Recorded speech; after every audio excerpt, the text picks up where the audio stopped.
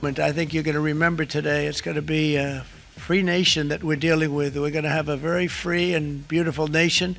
It's going to be Liberation Day in America, and it's going to be a day that hopefully you're going to look back in years to come and you're going to say, you know, he was right. This has turned out to be one of the most important days in the history of our country.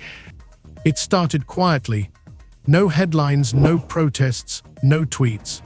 In just 18 months, the United States quietly lost over $1 billion in manufacturing capital, not to China, not to Mexico, but to a country we used to call our quiet, harmless neighbor Canada.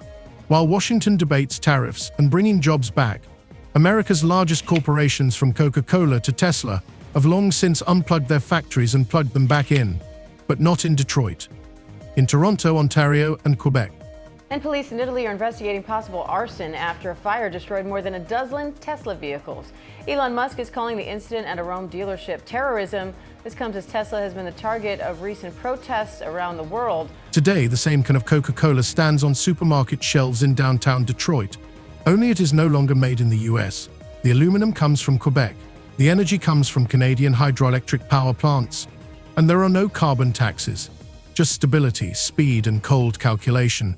What once seemed impossible legends of American industry, voluntarily changing their allegiance, has become the new reality.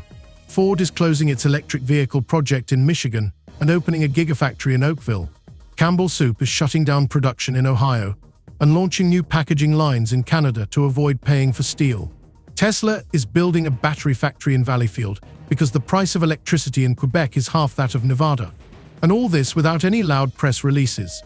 Just numbers. Just the movement of capital. That's a 10. That's a good one. Yeah.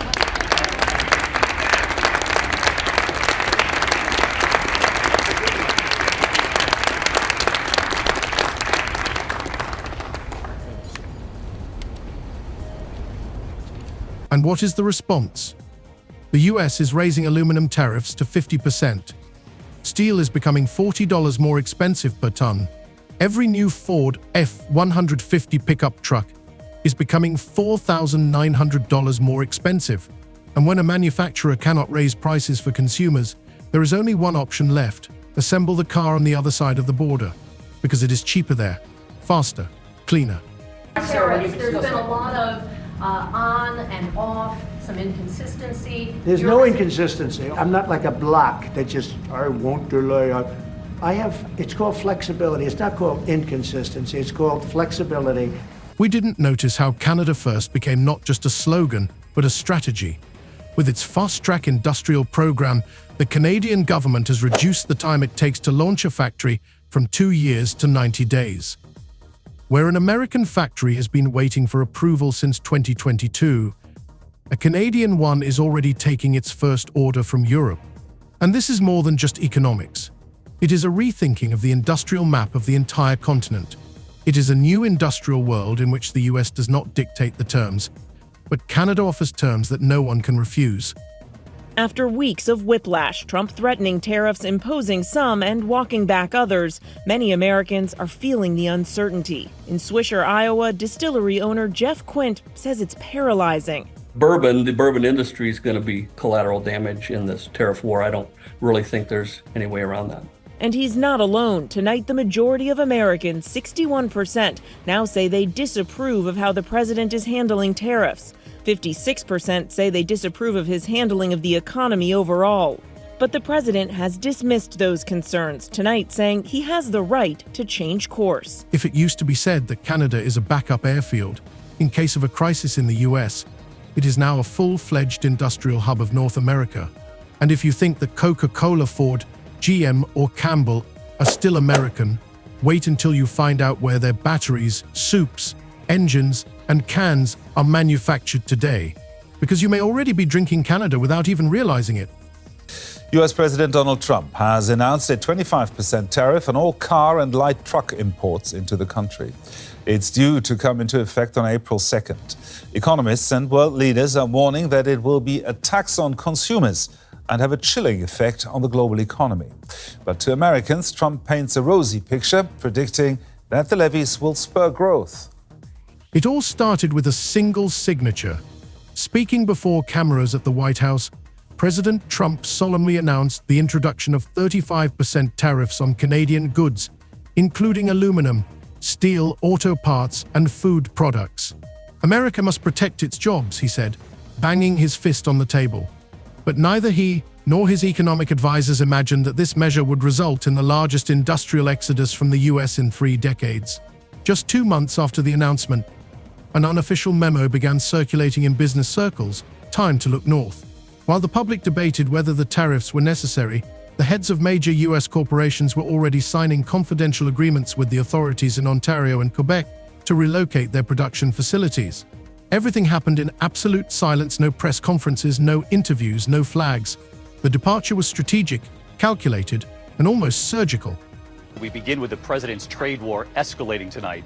This evening, the retaliation against the United States, Canada, and the European Union responding quickly, just hours after President Trump's 25% tariff on all steel and aluminum coming into the United States. Canada, the largest supplier of steel to the U.S., slapping new tariffs on $20 billion worth of U.S. goods that are sold in Canada. And the 27 countries of the European Union imposing retaliatory tariffs on up to $28 billion worth of U.S. goods sold in Europe. Over the course of 18 months, more than $7.2 billion in manufacturing capital was moved out of the country. This money did not go to China or Vietnam, as it did in the 2000s. It remained on the continent but flowed across the northern border. This money alone could build 4 modern gigafactories for battery production, and that is exactly what is happening now in Canada. A country that for decades was perceived as a polite neighbor has unexpectedly become a magnet for industrial giants. Coca-Cola, GM, Ford, Campbell Soup, Tesla brands that have been associated with American identity for decades have quietly begun to replace the stars and stripes with the maple leaf. Officially, they are still American, but now they manufacture more and more outside the US. After Trump imposed those sweeping 25% tariffs on aluminum and steel imports, the European Union retaliating with tariffs on up to $28 billion of U.S. goods.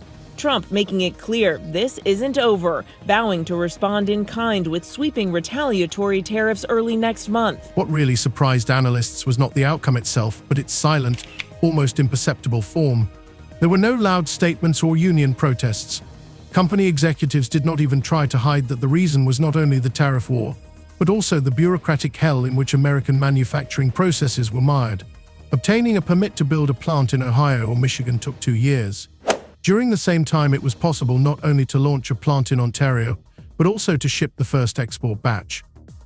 In 2024, the Canadian government passed the Fast Track Act, a law allowing strategic industrial projects to obtain all necessary permits within 90 days. And unlike the much heralded American reforms, it actually worked.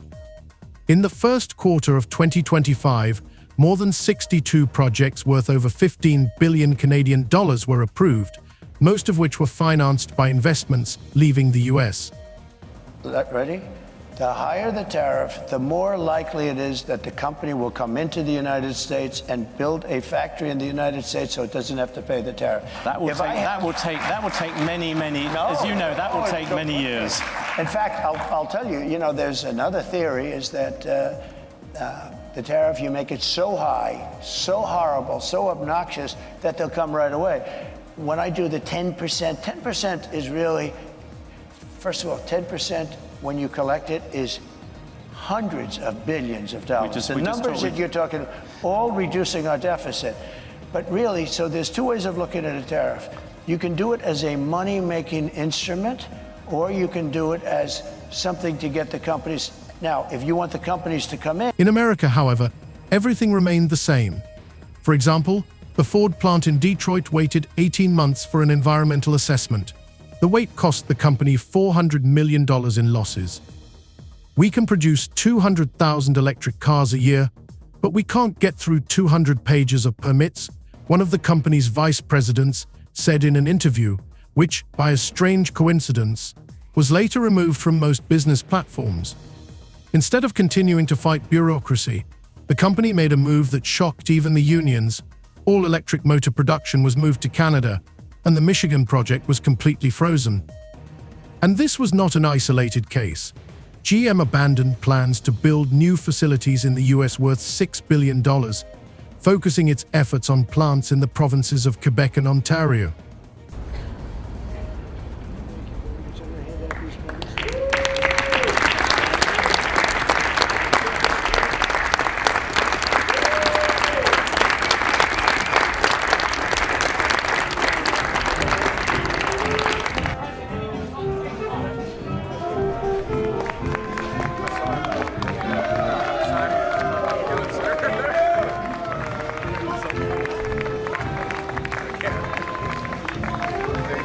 Canada's poaching strategy was backed by a solid financial cushion. According to information disclosed only in the corridors of an industrial forum in Ottawa, the government allocated a record $52.5 billion to support the EV industry, rare earth metal supply chains, and aluminum processing. This is equivalent to the GDP of an entire Canadian province, invested over 3 years in the industrial restructuring of the country.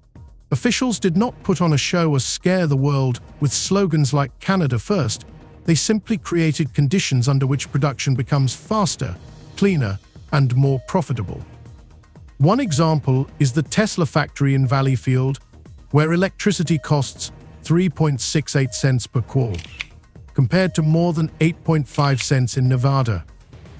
The millions of dollars saved each year allowed the company to sign a long-term contract with Hydro-Quebec until 2040, which, according to some reports, was a decisive factor in its decision not to expand in the US. With Elon Musk's views on weighing into very much national politics, national elections in Europe. And then on top of that, when you see the backdrop of Tesla upgrading its product line and the impact of them trying to chase more sales at the back end of last year, that means it's short on inventory. It can't necessarily sell as many vehicles or doesn't have as many in stock to sell. So there is that issue there of a confluence of impacts, which means that sales have been falling. Again, the question is how much more that will impact into February as well, given that the back end of last year, in 2024, Tesla sales did slip overall. But it's not just about energy. Canada offers stability. While in the US, some states are introducing laws, others are challenging them, and still others are blocking federal initiatives. In Canada, everything works according to a single, clearly regulated protocol. Investors know that if a project is recognized as a national priority, no one can delay its approval. This creates trust. And while the US continues to stumble over its own regulations, Canada is becoming a new industrial benchmark. A survey of 500 top managers of North American corporations in the spring of 2025 showed that 63% of them consider Canada more attractive for investment than the US. Among the reasons cited were stable energy prices, transparent project approval procedures, no carbon tax, and low transportation costs. Some even jokingly called Quebec the new Nevada, but without the heat, bureaucracy, and political instability. While the US government continues to argue about rebuilding the manufacturing base, Canada is quietly rebuilding it, with bricks that used to be American. Everything that seemed unshakable in American industry began to crumble into small pieces as soon as assembly lines began to disappear from factories in Ohio, Georgia, and Michigan. No one sounded the alarm, no one protested, everything happened in absolute silence. For the first time in many years, anonymous complaints began to arrive from truck drivers in Indiana. Their routes had been cut in half, orders had disappeared, and warehouses that had recently been full of steel coils were closed indefinitely. In just 6 months, 3 thin-gauge steel production lines in the Toledo area alone were shut down, supplying exclusively to Campbell Soup and Coca-Cola for packaging. The very cans that had symbolized American family dinners for decades were now being packaged and stamped in Toronto and Kingston, with the metal coming from Alcoa's plants in Quebec. It seemed absurd. Americans were still drinking the same soda and eating the same soup, but with every sip and spoonful, one job in the country was lost. In Georgia, the night shift at the Coca-Cola plant in Columbus was shut down. 280 people were sent on unpaid leave. The official explanation was restructuring of the logistics chain. In reality, production was being redirected to a Canadian plant where it was 40% cheaper due to the absence of a carbon tax and minimal domestic transportation costs. One of the laid-off workers later gave an interview to a local newspaper. "We still drink our Coca-Cola, only now it's not ours. It's cold, just like the company's attitude towards us." Major companies, including GM and Ford, pretended that this was a temporary optimization measure. But documents leaked to the unions told a different story. This was not a temporary reduction, but the elimination of 13,000 jobs in the Midwest by the end of 2026. Every time a factory was moved abroad, it wasn't just jobs that were lost, entire regional supply chains were destroyed. When an assembly plant closes, packaging suppliers, logistics companies, parts manufacturers, car washes, cafeterias, and even schools where the workers' children studied follow suit. In Cleveland, Cliff Steel, a major supplier of sheet metal to GM, announced 1,200 job cuts. The reason was a decline in orders due to the relocation of electric motor assembly to Ontario. But as it turned out, the blow was not limited to the automotive and food industries. The Canadian government has bet on closing the entire production cycle within the country, from extraction to packaging, from batteries to delivery. A region called the Ring of Fire in Ontario has become the new epicenter of nickel and cobalt mining, key components for electric vehicles. These resources are now transported by clean trains directly to the cathode production plant, bypassing any international supply chains. The transport company itself, by Clean Logistics, has developed a protocol whereby every container leaving the Canadian plant must be certified for low emissions. Europe, Japan, and South Korea have already signed agreements recognizing these certificates as official market access passes. Meanwhile, in the US, some similar projects are still awaiting environmental approval and have been since 2022. One of these is a battery component factory in Nevada that could create 1,800 jobs, but has been blocked due to disputes over its impact on a rare species of desert lizard. Amid such news, Tesla quietly moved most of its battery materials production line to Valleyfield, Quebec, signing a contract to supply zero-emission batteries certified for export to the EU without carbon taxes. A similar situation has arisen in the packaging sector. Campbell Soup has not simply moved part of its production to Canada. They have changed the packaging itself, from metal cans to sealed biodegradable bags made from wood cellulose. These bags were developed in partnership with the National Institute for Biodegradables in Montreal, funded in part by an environmental packaging support fund established by the Canadian government. The new bags turned out to be half the price with subsidies, and more importantly, weren't subject to US tariffs on steel and aluminum. According to Campbell's chief financial officer, speaking at a closed shareholders meeting in June 2025, the company could have lost up to $90 million a year by continuing production in the US. Now it will save that money at the expense of an entire chain of packagers and metal workers in Ohio who have lost their market. Against this backdrop, Canada has begun to earn a new nickname, Clean Detroit. In Oakville, where Ford closed an outdated plant back in 2019, a fully automated electric pickup truck manufacturing facility is now in operation. The plant employs 3,200 people, including engineers from Ford's former Michigan division, who moved there with their families. They were given tax breaks, housing, and even Canadian citizenship through an expedited process. The local press proudly publishes articles with headlines such as "We don't tax aluminum, we invest in the future." The irony is that there is no place for American workers in this future, or for American industry, which is suffocating in its own inertia. According to recent surveys of young engineers in Toronto, more than 70% of them consider working in green industries within the country a priority, rather than emigrating to the US, as was the case just 10 years ago. This whole chain of events, from aluminum cans to electric car batteries, shows one simple thing: industry is not just about technology. It's about logistics, speed, laws, and trust. And while one country argues, imposes tariffs, and promises to bring back jobs, another is simply doing it and getting results.